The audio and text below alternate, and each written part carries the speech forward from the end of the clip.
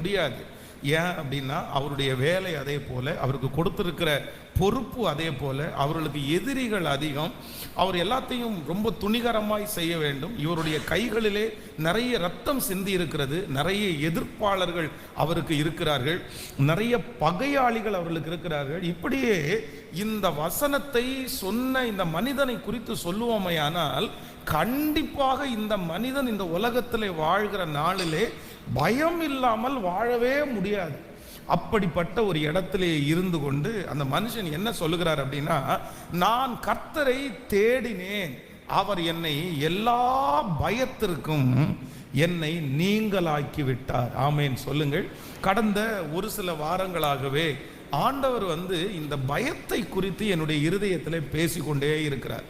ஒரு தேவனுடைய பிள்ளையினுடைய வாழ்க்கையில இந்த பயத்திலிருந்து வெளியே வருகிறது என்கிறது ஒரு மிகப்பெரிய ஆசீர்வாதம்.